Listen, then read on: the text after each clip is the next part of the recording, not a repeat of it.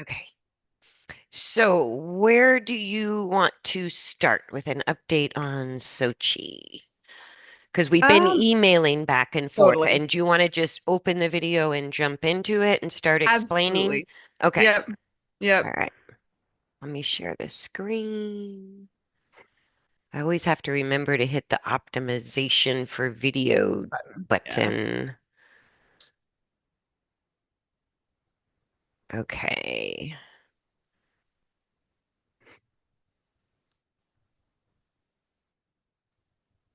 There we go.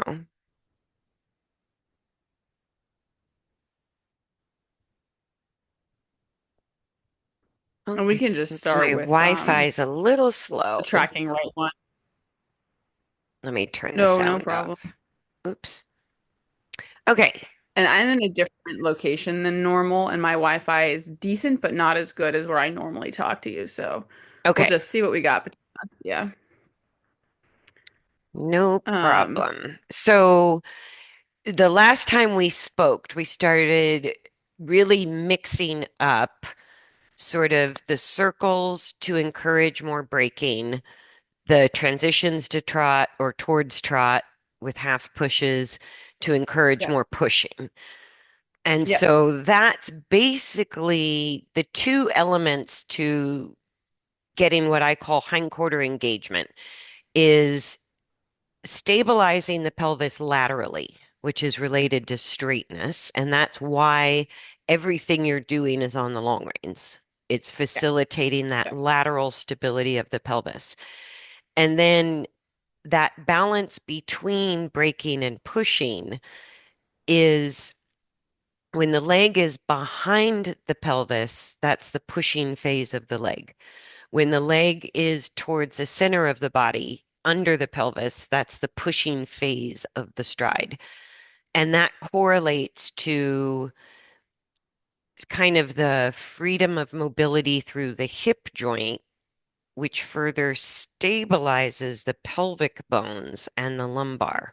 And then the back muscles also work between locomotion and stability. So it's kind of a whole braking, pushing mechanism that engages the hindquarters. But it's Yeah. related to speed and transitions Yeah. and straight on a circle. For sure. You don't have your usual guy videotaping, huh? I do actually. Oh, He's just being silent, and he also, I think, for a sec, he was like had bugs around him or something. He said something about it wasn't going to be as steady as normal sometimes because he was. I can't remember what it was, but ah, it, yeah. Yeah, he's still the victim. I've still yet to get a device to actually do that ah. for me. And in general, so there's a couple bigger changes. So like, luckily,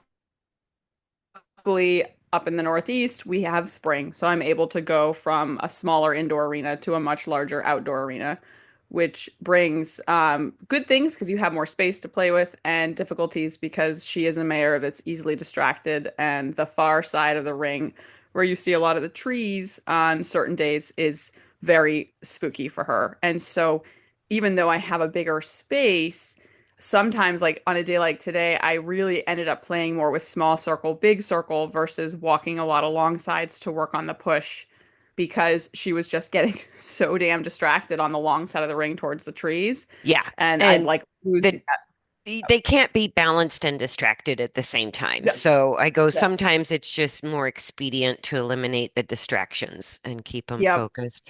So I backtracked this just a little because right in perfect. here, that very deep, long and low on a small Yes, circle at the yeah, walk, if you end up only doing that for an entire session and she just works in that deeper long and low, but stays forward on a small circle, you're going to get nothing but benefit to this horse. Like okay, it's only going to benefit her. And the only reason you have to push, play with trot, or get on a different size circle is because it was so challenging to her at first that she lost forward. gotcha. But if So, she's forward and she's got that nose on the ground, that is when she feels just stable enough. in the pelvic bones to fully release all the chronic tension she's been holding through the muscles of the top line, we could call it, but all the muscles that support the spine and pelvis. Because when their weight drops down, you can think of the muscles of the top line sort of contracting and pulling up. Otherwise, they Okay. would fall over. So Yes. when Yep. we see those muscles of the top line all the way through the neck really lengthen, then you know the weight is no longer so far down. It's starting to come up, even though it's still forward on the forehand. It's not down Hmm. and forward. And the I muscular think I benefit is huge, right? gotcha. So as soon as she got it, you kind of gave her a minute and then moved the challenge on. Yep. And I, where I might play with her at this point, because now that she's staying forward on a small circle in the posture we've been hoping to cultivate, I'd leave it alone. okay. Like, Okay. because the body still needs the repetition and the steps in the new posture to really fully facilitate that skeletal stability, that change of coordination, the change of muscle use. And so once she's there, every step she can stay forward in that posture, you're getting a lot of benefit. And it's beginning the process of more engagement, better impulsion because it's a small circle. Okay. So that the hind legs can't push as far back in the stride. And so it really encourages the forward placement of the hind legs, the tighter the turn or the circle is. And because she's sort of a hypermobile horse with all of her soft tissue injuries, the braking or the forward placement of the hind legs is the part of balance that stabilizes movement, stabilizes the body during movement. So that's why I said that's the most important exercise for rehabbing her particular issues. Yep. Does that make Gotcha. sense?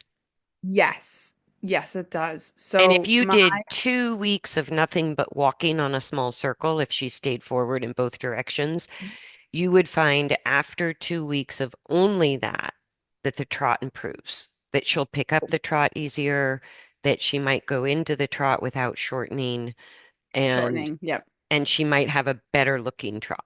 Might be worse at first, but hopefully better. And so I totally hear you. And the big dilemma that's coming up for me is a dilemma between wanting to do exactly what you're saying and being able to, go that carefully and slowly and let her have that time for the coordination to continue coming. And the other side of that is she's a metabolic horse, and I test her insulin pretty frequently, and it's been really high the past few months. And diet, because I work with the same people you work with, Hmm. just hasn't fully been able to get it under control. And she's definitely in laminitis risk range or founder risk Mm, range with her insulin levels. And so the vets, of course, are like, you got to work her more. And I'm working her way less, of course, than they want me to work her.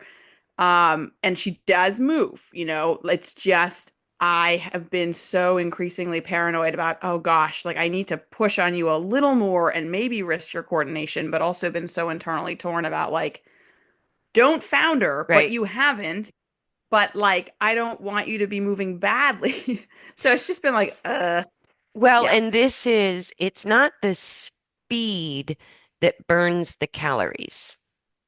Okay. It's the coordination that's going to burn the calories. And all metabolic issues, like when they test for any metabolic issue, the results are different depending on the level of stress the horse was under when Oh, they take the absolutely. blood, right? And so Absolutely. there's Yep. a very tight correlation between stress and metabolic issues. And with horses that, are risking laminitis, it's not sort of the speed and calorie burning that I watch. It's what can they do without Getting into the stress stuff. increasing cortisol levels Yeah. or Yeah. getting stuck even in the posture of stress, which is Yeah. extension, can trigger the same hormones. Totally. And so I would look in that instance, and I know as a trainer, this is not the greatest remedy, longer periods of work versus faster work. Gotcha. That Long, makes yeah, longer yeah. periods. It's kind of like with people, they've realized if you want to lose weight, there's, you have to walk to stay out But of be stress. passively active for long periods. Yes, Yeah. relax. You have to be in a relaxation response in the nervous system Mhm. during activity. That's like the Mhm. magical key because if the activity itself triggers a stress response, you get those stress hormone releases, and that works against metabolic issues and weight loss That's a very really good point. Yeah. directly, right? In regard to like that learning frame of mind and nervous system arousal, I've even been torn because like it's obviously really nice to work outside and it's way less claustrophobic. But on her spookier days, like this isn't a horrible day with that, but it's a little tricky. I'm always like, oh, right, you're already sometimes in a stress response for part of the work. Should I just bring you inside? Um, You can and play that, it by ear because, like, yeah. this looks really good to me. Yeah, as You, long as I stay on the circle. Yep. yeah, Yeah, you may have, well, and it could be like sometimes the spookiness or the increase in distraction is another way for horses to tell us that they can't comfortably do what you're asking them to do.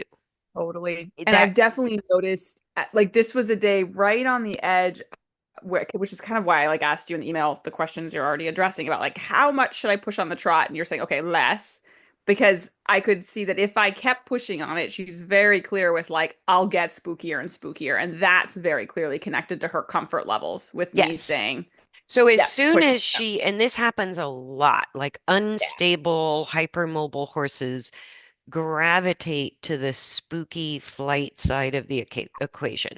It almost totally. always happens, and they learn to use momentum as their stabilizer, but you feel out of control trying to use speed to Oh, stabilize. it's horrible. Yeah, yeah, And it's so horrible. like that trot right there is Yeah, golden. You that's just about got it. That's a yeah, And yeah, if you get those trots, you're not risking any metabolic challenges. And even though she's in long and low, the weight is less on the front legs in long yeah. and low compared to extension. Extension. And And I think the tricky thing for me is like on a day like today.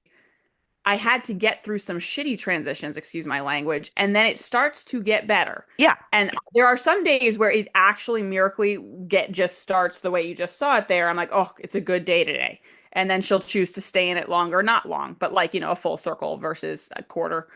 Um, and so it's just this dilemma of like, do I try a few times and if it doesn't get better, then I just don't trot, or do I just do that several weeks of let you be in long and low as long as you're continuing in walk no, on a with the trot I'm seeing in this video, what I yeah, really like about this video, and she's absolutely on track. You're right in the sweet spot of where she should be working, both coordination wise and mentally, emotionally, to give her the best chance at getting through all of these issues, right? yeah, And what I like that you're doing is when she's walking, you stop your feet and you keep her on a small circle. What you're doing now, and she's able to do, so the straight lines we were using for trot was because of how little forward she was offering, totally. Yeah. right? You're now with a light whip aid and spiraling out from your tight circle. Yeah, see, as soon as you go too far that Yeah. way, It's yeah, bad. yep. Yeah. Yep. So don't do it. Yep. At least, just we'll deal with that later when Yep. she's more healed, when she's more, changing her habit of coordination. Yep. But everything you were doing before that, like all of this It's work bad. back here, this Yeah. is the sweet spot. And just walking the circle with her, you're Yeah. getting lovely trot transitions. thoughtful, calm, and with her neck long.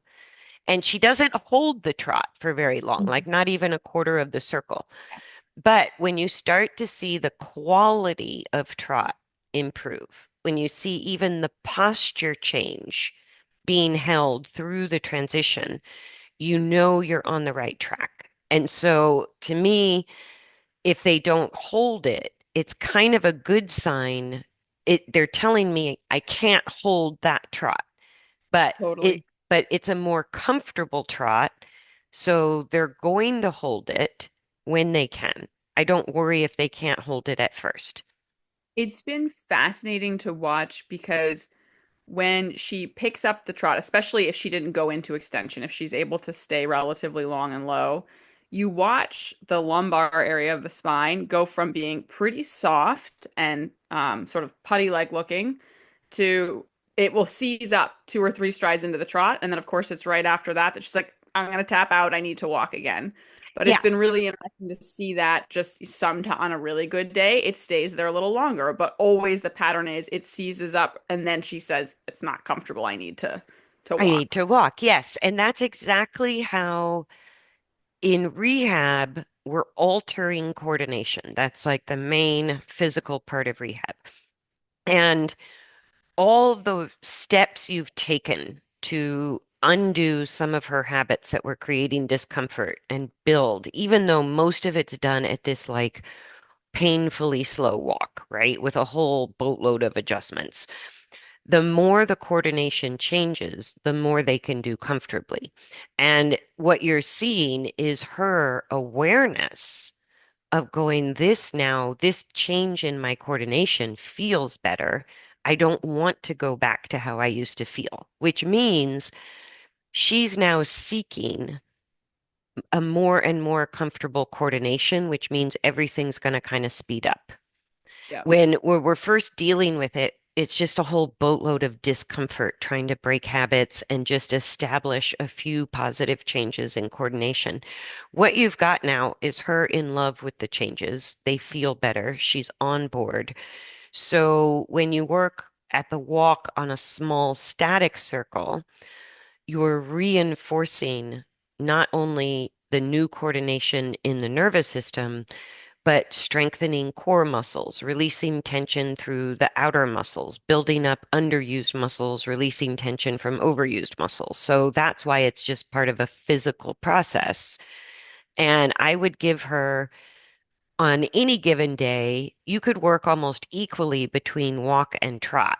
But if you're having to really push for the trot, if she's going into extension in the trot, then you could safely always fall back to walking on a small circle as long as she's forward, even if she's really slow, one step at a Right. time.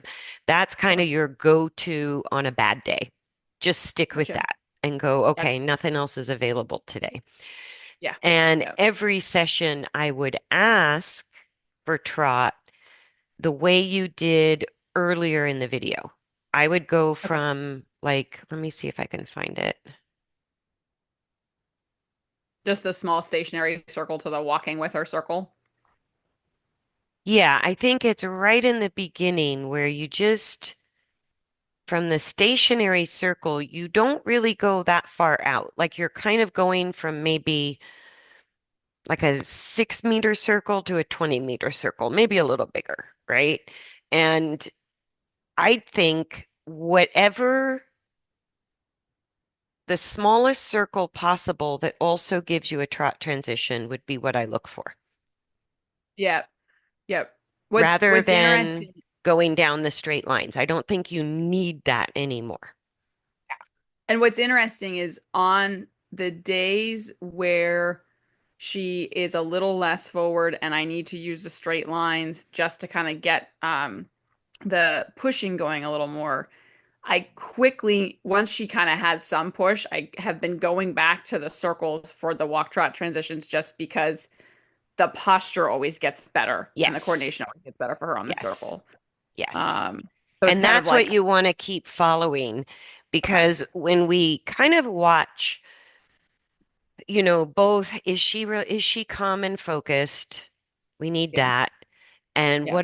where is it easiest for her to keep that neck long, right? Yeah. Whether it's long and level or long and low, we want to see some lengthening of the neck. And Yeah. if you kind of adjust what you're doing to find the exercises that make it easiest for her to stay there, Yeah. then you're always finding the path of least resistance, getting maximum change for the time you're putting in. Yeah. And sometimes we get attached to what we were doing the week Yeah. before and don't sort of notice it's not really working anymore. So Absolutely. that's great that you adjusted to your transitions on the circle because, like, I would almost, I'm not quite sure what I would do. If she loses forward, let's say on a really challenging day, instead of maintaining the walk on a small static circle, she starts stopping again. You Yeah. have two options.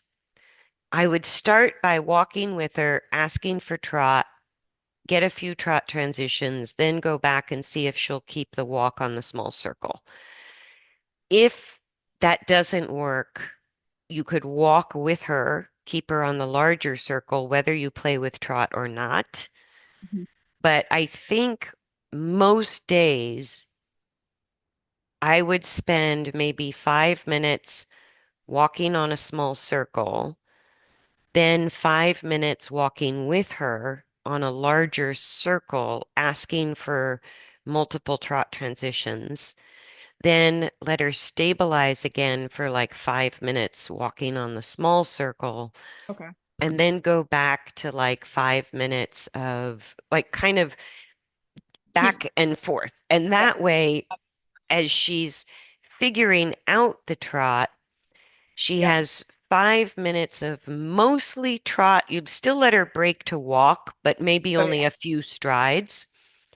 Even if the posture is coming and going and it's not Okay. perfect, Okay.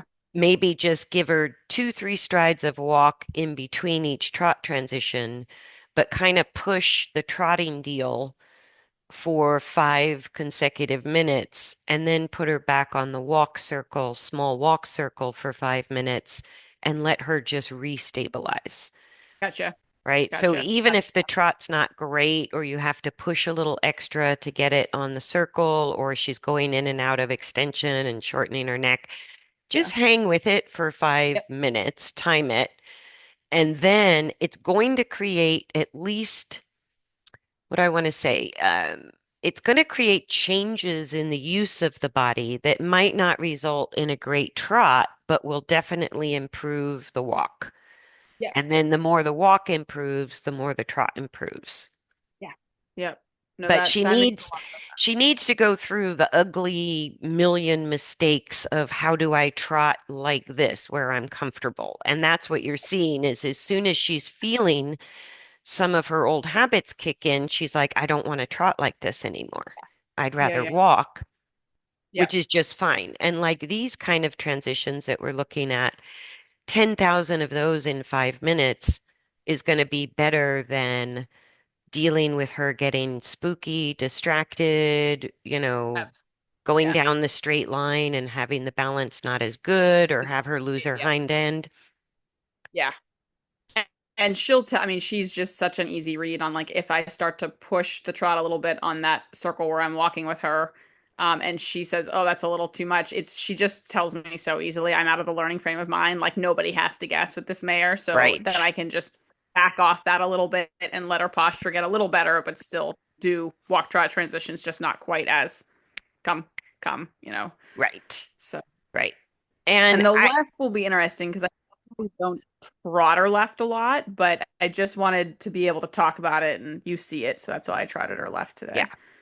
So, and the reason we were doing that, and again, she's knock on wood, she's been really sound, and the lesion is currently healed after a treatment on that left front superficial digital flexor tendon. But we were just, when we were first starting trotting her, you and I were being really careful about yeah, not letting her put too much weight to the left front. exactly.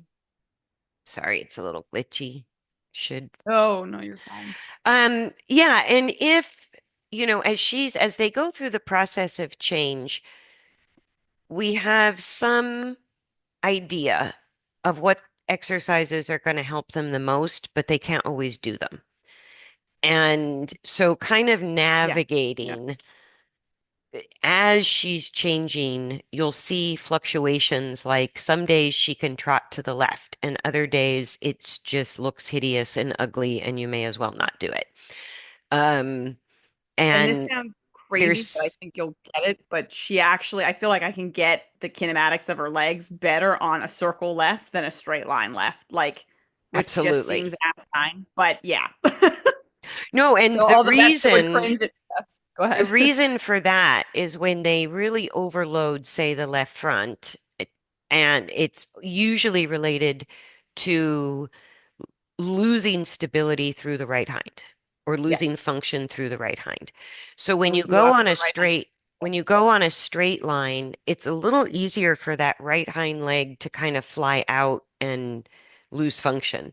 When you go on a circle, the beauty of the long reins is when they start to fall on the left front, you get slack on the inside rein. When you pull the hindquarters towards you with the outside rein, you're re-engaging the outside right hind. Yeah. You're getting Yep. the right hind back into a functional position where it can start to control body weight. Yeah. And Yeah. so that's why, especially with trot, I wouldn't ask for trot off of a circle to the left Cool. because it's really important that she learn to keep the right hind engaged Yeah. while she's trotting left. And because of the injury to the left front, you don't have time to risk her not figuring that out or giving her Well time said. to figure it out on her own. Yeah. Yeah. Yeah, so same thing the other direction. Really good. Nice. Like this is the most forward I've seen her Yeah. on a static small circle. Yep. And as a hypermobile spooky horse, that is where her most significant changes are going to occur, is walking on a tight circle that is precise Yep. with the long Yep. reins. So if she can't do anything else, you can be happy with that. Cool. Yeah, it has been nice to see the change as far as, and other than a few sticky moments in the beginning, in general, the walking without me having to prompt a lot and on the small circle has been easier. Yeah. So, And once they get there, like everything we've done up to this point is for her to feel comfortable enough to sustain walk on a small circle. We've had to sort of dance around to get to that point. So when she offers that to you, let it be like at least for 5 minutes and just okay. let that get easier and easier for her body to be there. I can definitely be more patient there because I kind of like start to get it. And then usually after a few circles, I'm already in this video, like, hey, I wanted to show the trot. Let's go do the trot. Like very human thinking. Yeah. And so it's like, hang on, I'm just getting the hang of it. Right. And The story of my life with this horse. Yeah, it's like yeah. slow down, human. Yeah. Yeah. Yep. And she wants to get it. Like she is Mhm. all on board, which means you can use fewer and fewer aids and strategies to try to help her figure out this change in coordination. She's now doing most of it for you, most of it on her own. And that's exactly the first step of self-carriage. If you think about it, it's like the fewer aids we have to give, especially during a task that was really challenging for her at first, tells you not only is the coordination getting better, but she owns it. Yep. That's very, very true. I never thought of it that way in relation to self-carriage, but it's like, duh, Yeah, that I makes know. sense. And that trot was very good. And it's So, like it's her first one that way. So yeah. Yeah. yeah. And what I would look for to the left is maybe even try the trot without walking with her like you do to the Okay. right. Okay. You might have better success keeping her on the tighter circle the whole time to the left because Gotcha. it's keeping the right hind engaged for her. Yep. And she might only give you a stride or two of the trot, but what I would look for tracking left is only like to the right, you can mix it up in 5 minute increments and let her go through a bit of a not so pretty process, Yep. right? To the left, I would say it would still be good to wait for a deep, long, and low at the walk, then without changing the path of travel, ask for trot. Okay. And you'll see if she just it keeps the neck long, but comes from long and low to long and level, you could leave it there. Okay. If you want to keep pushing and she can figure out how to trot, you can do that too. Um, but I think she needs the outside rein on a tight circle to not overload her left front and risk re-injuring that ligament. Yep. Yep. And would you say, like, from kind of seeing what you're seeing on the days that we are including trot, is it okay to just start to do both sides relatively equally? Because I Hmm. tend to kind of, okay, okay, Yeah, I think you're at that point where you could work both sides equally. I mean, it's not equal, it's not the same right, both right. directions, but you But could I'll give look it at left trot each way, each day. equal Yeah, time. Hmm. yep, yep. Right, because I might trot less to the left, or the thing is, when she does trot, she does keep it longer to the left when she feels better, so she'll decide. But Yeah, yeah, and part of that, like she's quicker to go to long and low on a left direction trot, and she holds it longer, but that is the problem. right. It's because she falls forward that she keeps trotting. And so you may find the more work you do to the right, the harder it is to get the trot to the left. Don't worry Gotcha. about it. Okay, So I okay. would say like if you do 30 minutes to the right, you're altering between mostly walk and mostly trot maybe every 5 minutes. You could change that to 10 minutes each of each. You Okay. could change it 10 minutes walk, 5 minutes trot. You can mix I up what want you want to do. But what I would do to the right is a block of time walking a small circle, a block of time trotting a slightly larger circle. See how tight you can keep it and still get the trot. yeah. Okay. And not allowing a lot of walk time between the trot when you're in that cycle of working on Gotcha. trot. Yep. When you go to the left, it's completely different. Walk Right. her until she's deep, long, and low. Don't come off your small circle at all and start with half pushes or trot transitions to the left after she's got her nose kind of almost to the ground. Okay. Cool. And just I do will that start the that entire time. time. Yeah. Yeah. Yeah. So you may get more opportunities to trot left, you may get fewer, Right. but you'll kind of Right. leave it up to her. Yep. Cool. No, that's clear. And I wrote that all down just so I kind of retain it. Good. And then, yeah. Yeah. It's And like once I that, do it a couple times, it stays. But yeah. because you've kind of gone through these periods of development with her, where at first it was very consistent, same exercise, long periods of time, slog, slog, slog for very few changes. Then she went through her next phase of development where you were emailing me and we were changing the strategy pretty frequently, Yep. right? Because Yep. she was changing. Sure. Now you're Yep. back to a place. All of that was to help her figure out how to walk and trot both directions without resorting back into extension. So she's kind of there now. She doesn't want to go back to that feeling of the worst posture. She wants to hold the better posture, and it's easier for her to do so. Yeah. So you can start targeting like the left right weight distribution is now more solid than it's ever been. Yep. And so by continuing to work with the long reins, but playing with more precision on the circles plus transitions, you're doing two steps to build up hindquarter engagement and impulsion, Yeah. right? Gotcha. And what lifts the back is the combination of both. That's what lifts the Yeah. back is Yep. you need the stable pelvis balance between braking and pushing hindquarter engagement plus stable rotation and no bending. So internal straightness, right? So equal weight left to right. Right now, she's learning to equalize weight front to back. And it's just putting those two dimensions of balance and weight distribution together. They lift their back so spontaneously.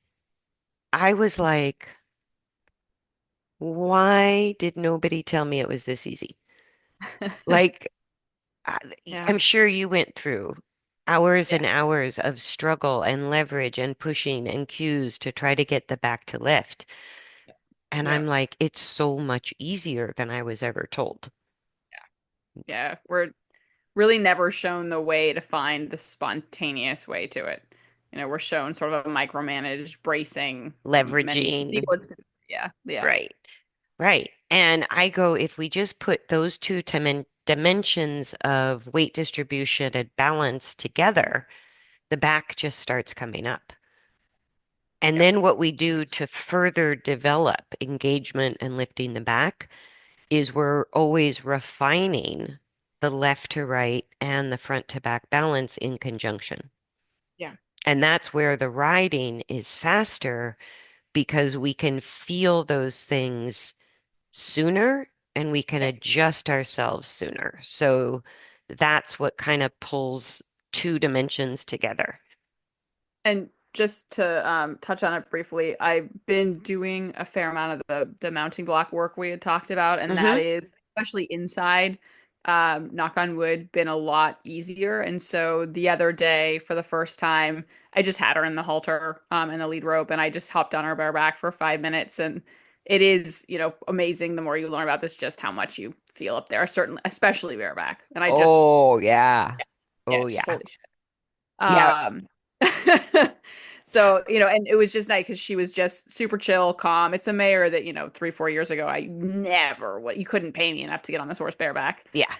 Just because I was like, yeah, I'll die in 5 minutes. Thank you very much. Yeah. So it's nice to have that, I'm not doing it in the outdoor yet with no fence, but Right. in the indoor, I did it. And, I will, if I do it again, it will be on the right day and it will be short and she just goes where she goes, like you said. And I just feel and work on getting my center of gravity low because that's still shockingly hard for me. But I Yeah. also feel that quicker when I'm bareback and I don't get a chance to ride client horses bareback because that's not what they want. So I get to do that. Exactly. Yeah. Yeah. Yeah. So as soon as you're on, like the thing that you noticed that you see visually when she's trotting through the lumbar, you see those loin muscles tighten up and then she wants to transition to walk.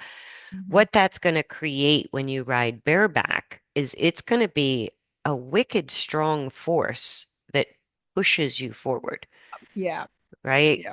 And so you And the may right have, side of her back wants to be higher than the left. There's more muscle tension on the right side. yes, Yeah. which always tells us it's like I divide the saddle into four quadrants to feel where there's a concentration, a little bubble of pressure. And Rear that, right. yeah. And so if I were riding her, it wouldn't surprise me if that bubble of pressure was in the right back quadrant of the saddle. And that's dividing the saddle into four quadrants is sort of dividing the whole horse into four quadrants. And Yeah. that's if the bubble of pressure is right hind, we know the weight is usually left front, Left. Yeah. Yep. right? Totally. Because what we're Yep. feeling through that bubble of pressure is the excessive muscle tension that's compensating for the excessive or unequal weight distribution. And would it be more normal that I would feel that right rear pressure bubble more tracking right? Because Yes. that's kind of okay. All right. Perfect. Yes. That's And cool. sometimes if it's really the strongest habit, what we call a one-sided horse, that bubble of pressure would stay on the back right quadrant, whether No you matter. track left or right. Gotcha. That It means you, wobbles more tracking left. It's not always in the right rear tracking left. oh, good. So then that's a sign of change because I would guarantee when she started, it would be on the right rear quadrant no matter what you Oh yeah. did. Yeah. When I And used the rider more, it was always right rear quadrant, whether tracking right or left. Yeah. yeah. And so what that tells you is the right hind end of the horse, which involves the lumbar, the back muscles, the right side of the pelvis, the hip joint, the leg use, everything, right? That whole back right quadrant of the horse is restricted muscularly and through the joints because it's holding anti-gravity device against the extra weight that's usually diagonally opposite on a quadruped, right? Oh, let's see if it plays again. Gotcha. And I've And never, when so I've kind of watched your videos, like a green horse, if yeah, you ride a green horse, normally because rotation is kind of an issue for all horses, when they don't know how to yeah, balance, they roll the barrel when they make a turn. And yeah, typically on a green horse, the inside of the saddle has is the higher. most pressure, is higher Yep, in both yep. directions. And And so she one, kind of has to get her body back to that point, which is why the trot work helps to the right, but not necessarily to the left. gotcha. Like one question I have is, I've never felt, to my awareness, the pressure be in a front, either left or right portion of the saddle, and I wasn't sure if that's me not being aware of how to feel that, or if that's just if it's less common to have it be towards the front of the saddle. So the meeting we just had in our Wexford student group yesterday, I Yep. actually talk about that exact thing. Oh, cool. I'll And take a look. yeah, so I emailed you a link to the meeting, Yep. and it's early in the meeting before we start looking at the video.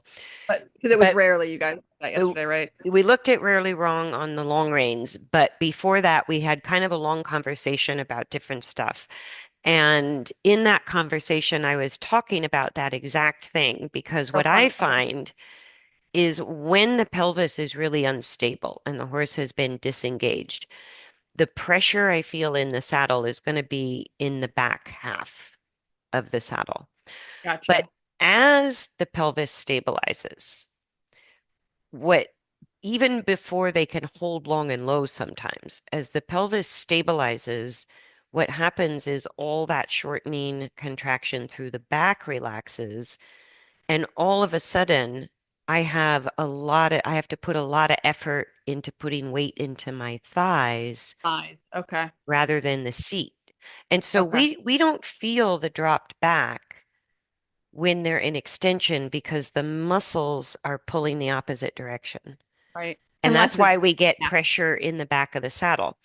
But Yeah. as they're changing their coordination, and sometimes it's even before long and low, when the pelvis gets stable, those back muscles relax and Yeah. we feel the hole. Yeah. And Yeah. so basically, when you're finding your balance, especially bareback, if our weight's mostly in our lower half, and then we equalize our weight distribution between our seat and our thigh bones, we start to realize how non-static our visually static posture has to be. Yeah. So, in other Yeah. words, like on some horses, when they're in that moment of just having enough engagement to let the back muscles really relax, I suddenly feel the hole. The horse is pushing me back into weight in my seat. And I Hmm. have to bring my shoulders so far forward, I'm almost in like a 2 point Hmm. just to keep the weight in my thighs because now I'm feeling the tension Jump back. through the shoulders and the Right. upper back that hasn't changed yet. Gotcha. That's when it Gotcha. moves to the front. And Hmm. that's really the importance of balancing our weight between our pelvis and thigh bones is because we can only resist the force when it's in the front of the saddle through our thigh weight rather than our seat weight. Gotcha. And Okay. that's why being deep in the seat and too light in the legs, there'll be a point in the horse's coordination where you're not going to get the lift of the back. You might get the pelvis stable, but you'll never get the back to lift because you might need to be creating resistance with your weight in the front half of the saddle, which is more related to the weight in our thighs than it is our seat. Right. Right. Yep. When you explain it, like, oh, that makes so much sense. But yeah, I think it's just that I've generally on horses where the pelvic instability is so predominant that Yes. I'm not ever feeling it move past the back of the saddle because the lumbar and the end of the thoracic is so engaged muscularly. Yeah. Uh, And what took years with my ex dressage horse to stabilize his pelvis because a lot of this I was figuring out. I went down a couple of wrong tracks. And so it ended up taking years. Because the theory is if you lift the back, it stabilizes the pelvis, it engages the hindquarter, right? And it makes the spine straight. Yeah. So for a while with my dressage horse, even in rehab, I was still focused on lifting the back as the primary element. Versus stabilizing the pelvis. And it finally occurred to me he can't do it or hold it because he's got nothing to control himself with. The Mhm. pelvis was so unstable, it was like shaking me all the time. Yeah. So I Yeah. switched gears and I went, let's make it easier and just focus on stabilizing the pelvic bones, Yep. right? Yep. And as Yep. soon as I did that, things started to improve drastically. And as the pelvis finally got stable enough that he could control his speed, he could finally lengthen his neck. For the first time ever, he could take a rein contact without curling his neck and chomping Mhm. the bit. Mhm. And it was like then all of like within a ride, during a ride, I can't remember. I was like, where'd the pressure go? Because I was so used to it in the back half of the saddle. Right. And it Right. was like, oh my God, it's in the front half of the saddle. Huh. Yeah. It had moved forward, and all that holding through his neck and shoulders, I was feeling the pressure throwing me backwards rather than the pressure trying to throw me forward. Gotcha. Gotcha. Yeah, And it makes very rapidly after the pressure moved to the front of the saddle, I have to say it wasn't long after that that it started moving to the center of the saddle and becoming basically when we when they finally have their left, right, and front back balance, that point of pressure seems to disappear. It moves to the center of the saddle, but it feels like it's not there anymore. The whole like saddle you no just longer feels feel moved stable. around. Yeah. Exactly. You Yeah. just feel like it's easy to sit there and do nothing, Yep. How we right? all want it to look, right? Yeah. Yeah, and that's because it's everything is equalized around it, so we don't have anything affecting us. Yeah. And it was not long after that point of pressure moved from the back of the saddle to the front of the saddle that I started to get moments of that. Yeah. Very cool. Yeah.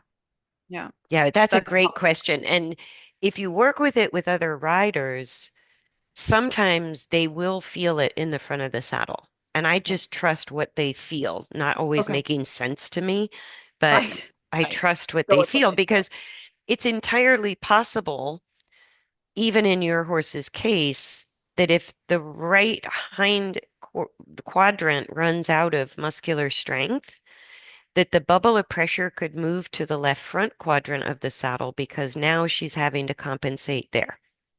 Gotcha. And so Gotcha. it Okay. can sort of be anywhere at any time because the specifics of coordination, especially dysfunction, are just wildly unpredictable. Could that, if that were happening, where like, the right hind muscular power just kind of conks out and the left shoulder has so much muscular tension to counteract the lack of functioning in the right hind, could that feel like her shoulder falling right, even though she's taking more weight on the left front? Or is this, A, does that make sense? And B, is that even possible?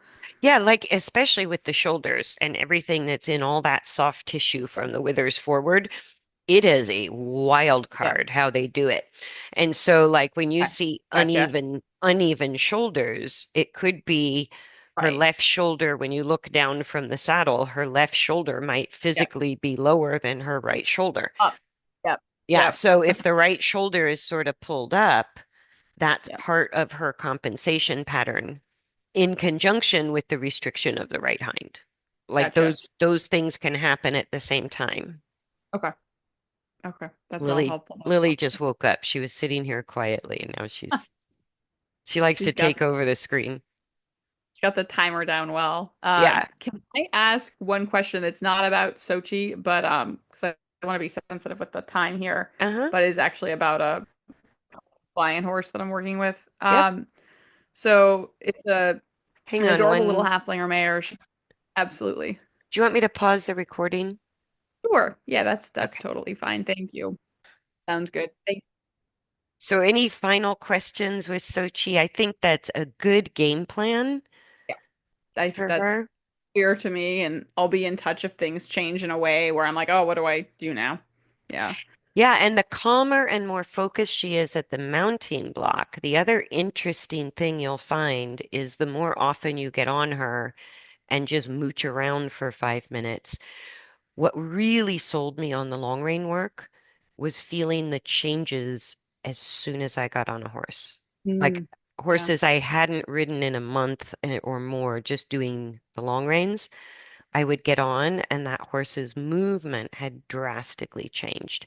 So, Yeah. as you're kind of monitoring the strength and functionality of the right hind, every time you get on without riding her in between, it's very possible that that pressure starts moving from Yeah. out of that right back quadrant, or it just reduces in the amount of force you feel. Right. Right. No, Yeah. it's cool. It's been just a very cool experience to also be able to start to sit on her with all these principles in mind. Um, Yeah, it starts pulling them all together. It really yeah. ties it together. Yeah, And for then that's sure. good practice for you just to get on and feel the information, work on your own weight distribution while she's going where she wants to go. Yep.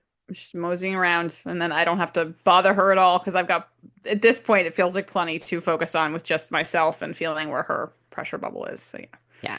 No, and it was one of the reasons, as boring as it can be, to walk a horse on a small circle on the long reins for like an entire session or many sessions.